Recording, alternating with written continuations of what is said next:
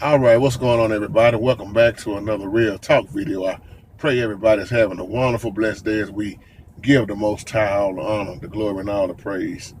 My title says, The Most High Hated Esau. Let me give a shout out to Miss Mary. Great question about why would God say he hated Esau if God is so loving? And I'm going to tell you like this, to understand this, you have to go back to the first Earth Age. I did a few videos a while back about the different Earth Ages.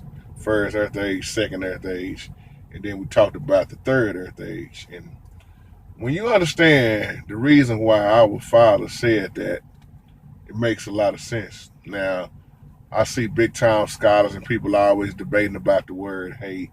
You know, is that what he really meant? It hated, because the Most High don't hate anything.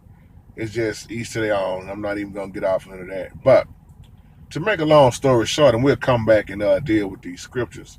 But I want to do this little outline, this little real talk video here. When you look at Esau, the hunter, I like to say, how skillful he was, but it seemed like Esau, that's all he cared about. You know, he was a go-getter. He was. And then you look at Jacob. Jacob was also known as the trickster.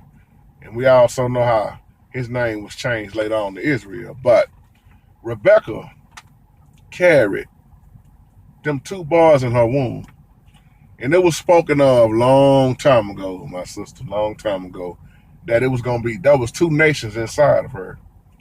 And it said that the elder brother will serve the younger brother. I'm just summing this up.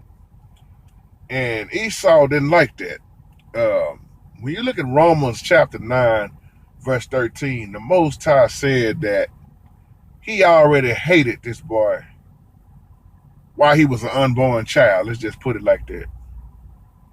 Now, what is it that he did so bad that he sold his heritage? The boy sold his heritage and it was given to Jacob.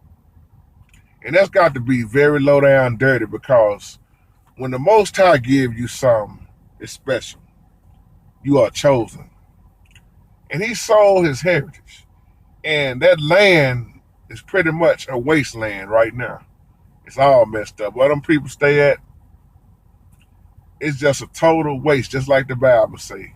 It's nothing good about it. It's just messed up. To sell your heritage means you don't care, pretty much. You ain't even care about your own children coming. It's like, how do you get so low down where you mess up and just don't even care about the heritage? Especially back then in those times. He sold the heritage and it pretty much went to Jacob. And you see a family feud that's been going on for years and years and years and years. I mean, this thing is so much deeper than what I'm talking about, because I could go so deep with it. Because when you start looking at the Bible, the true history, Bible history, and you see these fake Jews that's claiming to be Jews in the land of Israel that you see a lot of fake this, fake that.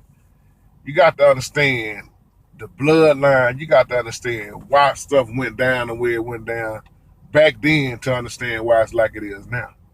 But it's just amazing to me when it comes to talking about sex, the bloodline, you know, what really happened. Most preachers want to skip over that in the Bible. And you got all these people out here wondering, why is this like this? Why is that like that? Why is people talking about children of Satan? Why is this? What did the fallen angels really do? You don't even hear about fallen angels in these church buildings half of the time.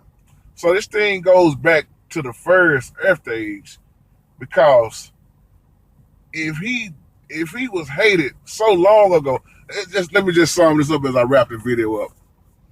You had to have done something before. When the Bible shows us these Earth Ages, you have to have done something before for the Most High to say you are hated while you are an unborn child, because babies are innocent. But you have to once again understand that what happened in the first Earth Age That's why I keep telling people, man, this is deep. The Bible is so deep. Whether most people don't want to believe it or not, each to their own. But everything is being revealed in so many ways. Once you understand the first earth age and what went down, and you look at the second, and then you look at what's to come, then you really truly understand why the Most High said what He said. Think about Jeremiah as I close. He said, "I knew you before you was even in the womb," because the Most High already knew the ending while He was making the beginning. That's our Father. That's our Creator, and He knows it all. He sees it all.